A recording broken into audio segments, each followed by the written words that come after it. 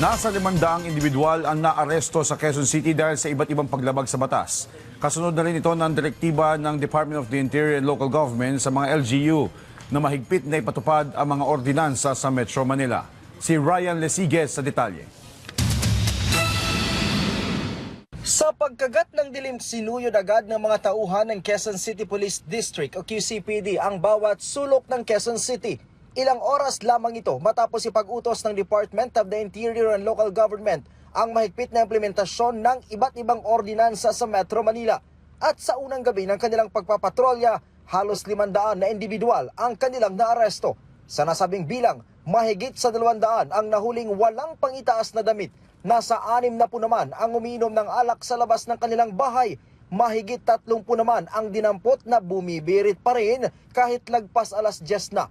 Habang nasa 131 naman ang mga minor de edad na nahuling lumabag sa curfew hour.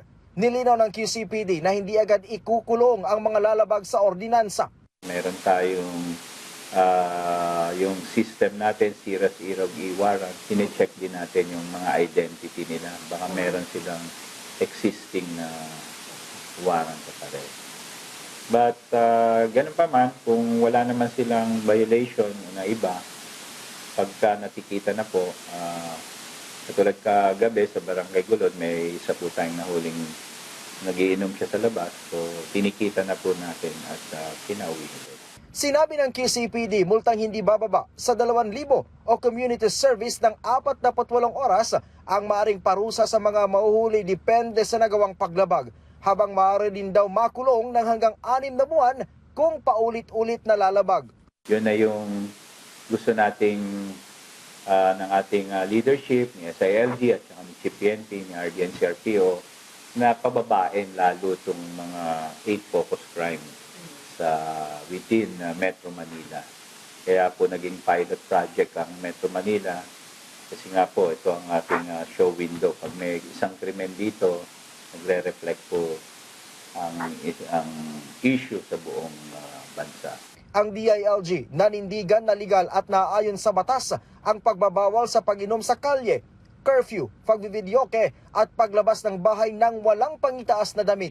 Gaya ng pag-iingay na dulot ng mga lasing, pasok ito sa Article 155 ng Revised Penal Code na alarm and scandal. Ang pagbividyoke na nakakaabala sa katahimikan ng iba na pasok naman sa Article 287 na unjust vexation. Ang curfew na pasok din sa Article 151 o resistance and disobedience to authorities.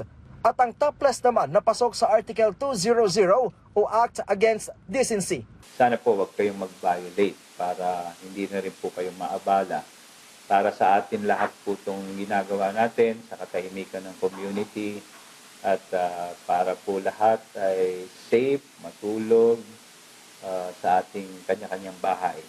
Sa kabila ng mahigpit na pagpapatupad ng mga ordinansa, iginiit ng PNP na hindi mala martial law ang kanilang ginagawa. Si PNP Chief Police General Jose Melencio Nartatis Jr. mahigpit din ang tagubilin sa mga ground commanders sa paggalang sa karapatang pantao habang gumugulong ang pagpapatupad ng mga ordinansa. Ryan Lesigues para sa Pambansang TV sa Bagong Pilipinas.